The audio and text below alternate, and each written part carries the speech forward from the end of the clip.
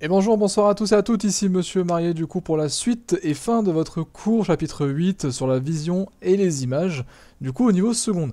On avait terminé le cours mais on n'avait pas corrigé les exercices, du coup qui sont au nombre de 4, le 17 page 298, le 25 et 32 page 299 et le 44 page 302.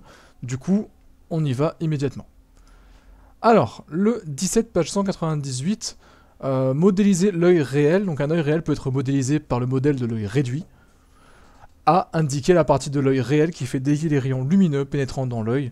La partie de l'œil réel qui fait dévier les rayons lumineux, du coup, s'appelle le cristallin. C'est c'est une espèce de faible lentille que vous avez à l'intérieur de votre œil, qui a la capacité, à l'inverse des lentilles qu'on a en physique, de pouvoir se déformer et se reformer. C'est un peu élastique.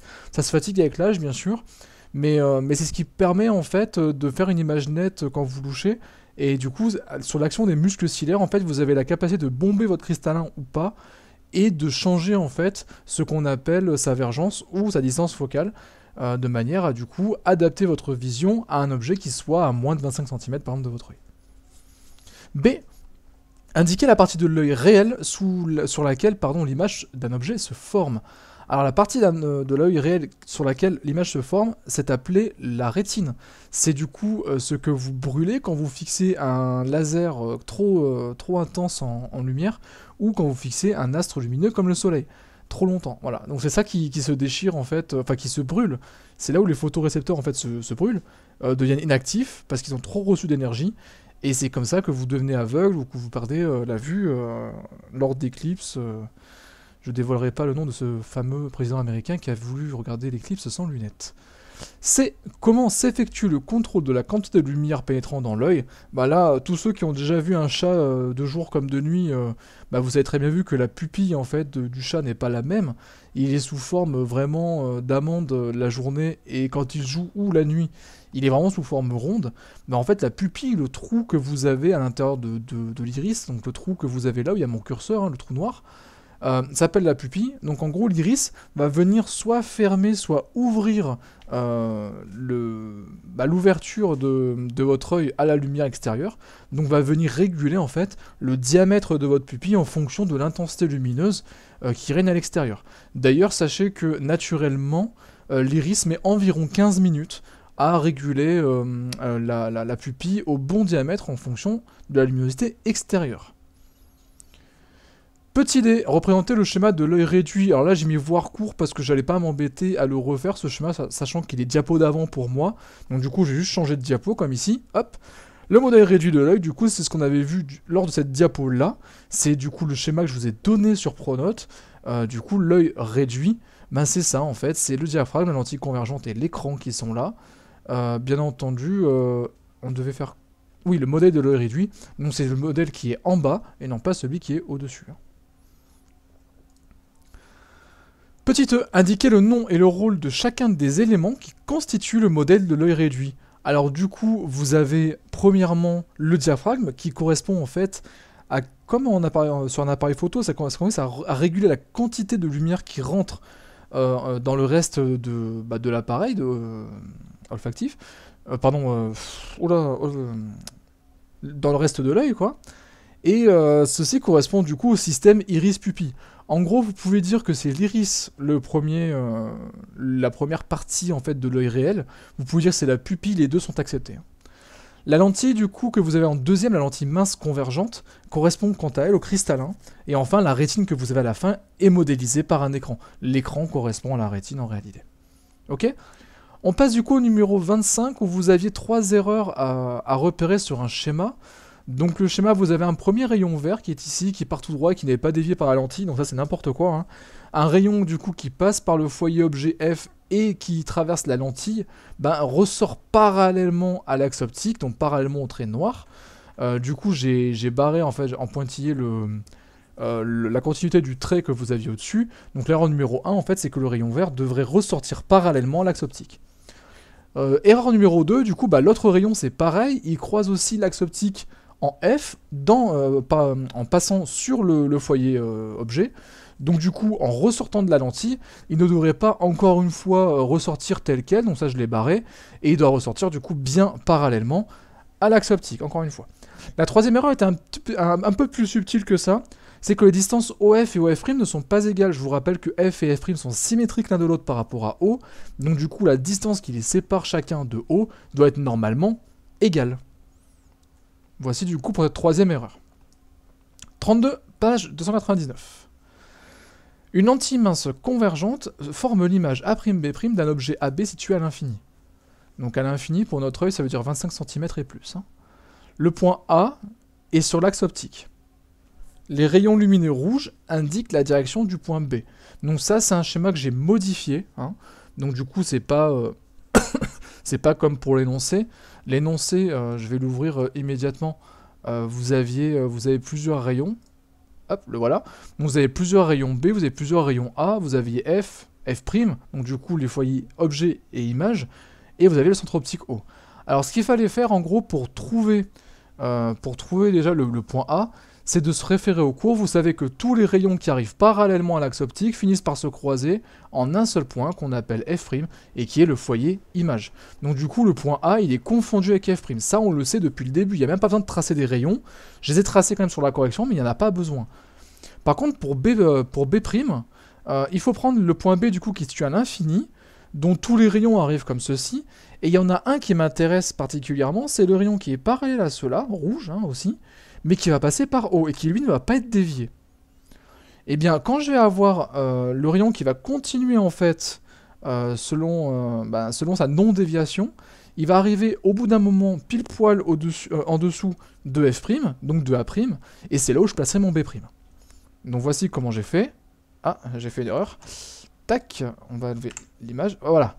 Donc du coup, vous prenez le rayon qui est ici, enfin vous prenez un rayon parallèle et vous tracez du coup ce rayon qui est parallèle aux autres rouges, mais qui passe par O. Et en fait, quand il arrive à la verticale de F' ou de A', vous placez B' tout simplement, et A'B' du coup il est là. C'est aussi simple que ça. Pour le construire, c'est aussi simple que ça. Où se situe l'image A'B'? Cette image se situe sur le foyer image. Et reproduire le schéma et retracer le rayon lumineux qui permet de construire l'image, c'est le rayon rouge. Construire l'image A'B', c'est ce que j'ai fait en vert. Ok? C'est aussi simple que ça. Ça va très très vite. C'est pour ça que je vous ai donné 4 exos, parce que le 25 et le 32 sont super rapides et que le 17 était déjà corrigé. Enfin, dernier exercice, le 44, page 302, qui est un peu plus complexe. Il n'y avait que 2 questions. On vous dit, il n'est pas possible d'observer directement le soleil sans être aveuglé. Ce que je vous ai dit tout à l'heure. Une méthode consiste à former l'image du soleil sur un écran à l'aide d'une lentille mince convergente. Le soleil, considéré comme un objet lumineux placé à l'infini, effectivement il est quand même à 150 millions de kilomètres de nous, hein, est vu depuis la Terre sous un angle alpha qui est égal à 0,5 degrés. On dispose de 2 lentilles minces convergentes de distance focale f1' qui est égale à 50 cm et f2' qui est égal à 100 cm. Petit a, quelle lentille faut-il choisir pour obtenir l'image la plus grande, justifiée par un schéma en précisant la position occupée par l'image du soleil. Le soleil est dit placé à l'infini, donc c'est le même schéma qu'avant en vrai, c'est pour ça que je ne l'ai pas refait. C'est exactement le même schéma qu'avant. Ça veut dire que si vous prenez les points du soleil, en fait, tous les rayons d'un même point vont venir de manière parallèle entre eux, jusqu'à la lentille mince convergente. Ça veut dire que tous les rayons qui arrivent de l'infini, qui arrivent parallèlement à l'axe optique, vont finir par se croiser en un seul point, et ce point, c'est lequel? C'est tout simplement le foyer image de votre lentille. Du coup, maintenant que je sais que mon image se forme à la distance focale de ma lentille, je vais ressortir la vieille formule du cours que je vous ai fait voir, qui était celle du grandissement, gamma est égal à A'B' sur AB, taille de l'image sur taille de l'objet, et qui est aussi égale par la relation de Thalès à OA', la distance en fait de la lentille vers mon image, divisée par la distance de la lentille vers mon objet. Ok? Vu que AB, la taille de l'objet, et OA, la distance entre la lentille et l'objet ne peut pas être modifiée, on ne peut pas modifier la distance du soleil par rapport à la lentille, vu qu'on est tous sur Terre, et que la Terre est située à 150 millions de kilomètres, donc où qu'on soit dessus, on va pas changer drastiquement cette distance, ok? Je veux dire 150 millions à 6400 km près, c'est rien, c'est négligeable. Donc du coup, on sera toujours à 150 millions de kilomètres. Et la taille du Soleil, on ne peut pas non plus la modifier. Il fera toujours 1 400 000... il fera toujours 1 400 000 km de diamètre. environ, ça c'est toujours pareil. Donc du coup, les seuls paramètres sur lesquels on peut influer, c'est sur A'B', la taille de l'image, et sur OA', du coup, la distance à laquelle je peux mettre... la distance à laquelle je peux former mon image par rapport à la lentille. Le truc étant, c'est que si je choisis de mettre une grande distance pour OA', bah, je vais avoir du coup une grande taille d'objet.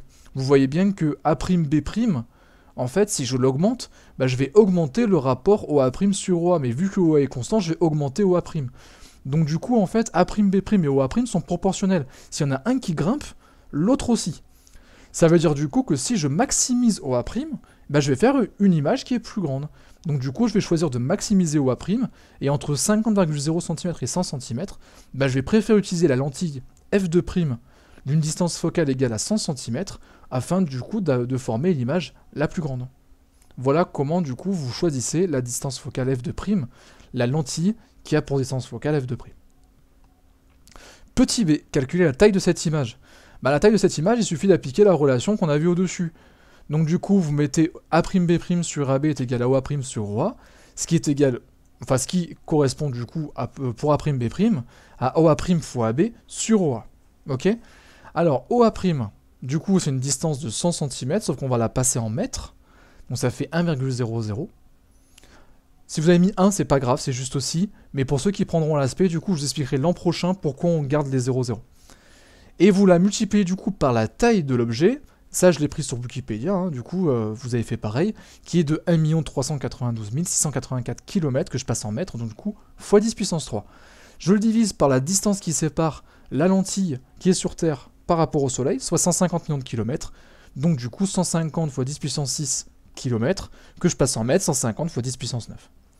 Tout ça, ça me fait du coup un A'B' qui est environ égal à 9,28 10 puissance moins 3 mètres.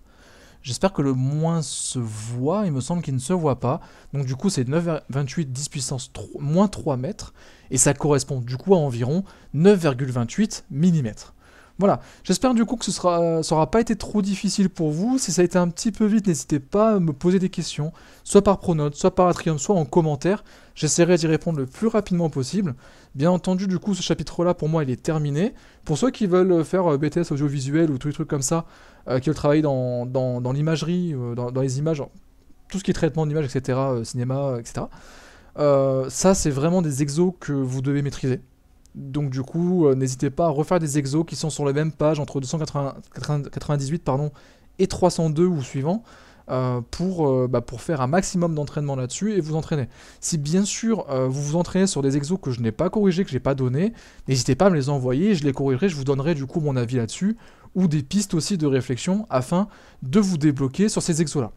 Je vous remercie de m'avoir suivi, du coup, je vous souhaite à tous un bon week-end parce qu'on ne se revoit pas avant lundi. Et d'ici là, portez-vous bien, restez bien confinés chez vous. Au revoir.